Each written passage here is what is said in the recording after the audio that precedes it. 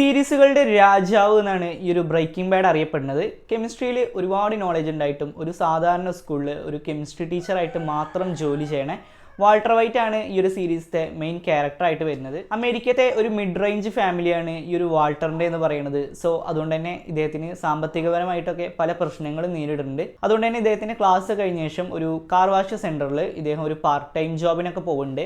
ഇദ്ദേഹത്തിൻ്റെ ഭാര്യ scaler pregnant ആണ്. അതുപോലെ തന്നെ ഹാൻഡിക്കേപ്പ് ആയിട്ടുള്ള അല്ലെങ്കിൽ അംഗവൈകല്യമുള്ള മോനായ വാൾട്ടർ ജൂനിയറിൻ്റെയും കൂടിയാണ് ഇദ്ദേഹം താമസിക്കുന്നത്. സോ പിന്നെ അങ്ങനെ പോയിക്കൊണ്ടിരിക്കുക ഒരു ദിവസം ഇദ്ദേഹം തിരിച്ചറിയാണ് ഇദ്ദേഹത്തിന് ക്യാൻസർ ആണ് എന്നുള്ളത് ഇദ്ദേഹം തിരിച്ചറിയാണ്.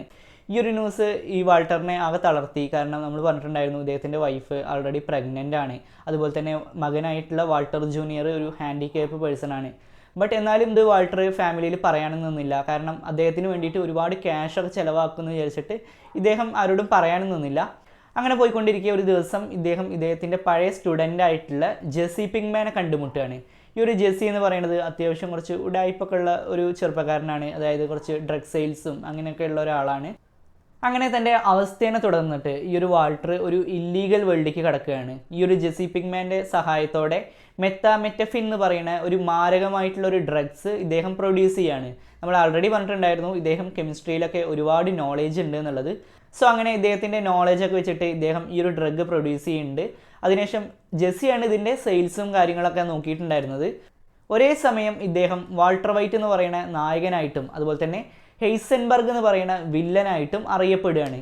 തുടർന്ന് ഇദ്ദേഹത്തിൻ്റെ ജീവിതത്തിലും അതുപോലെ തന്നെ ഇദ്ദേഹത്തിൻ്റെ കൂടെയുള്ള ആളുകളുടെ ജീവിതത്തിലൊക്കെ നടക്കുന്ന ഓരോ കാര്യങ്ങളാണ് ഈ ഒരു സീരീസ് മുഴുവൻ കൊണ്ടുപോകുന്നത്.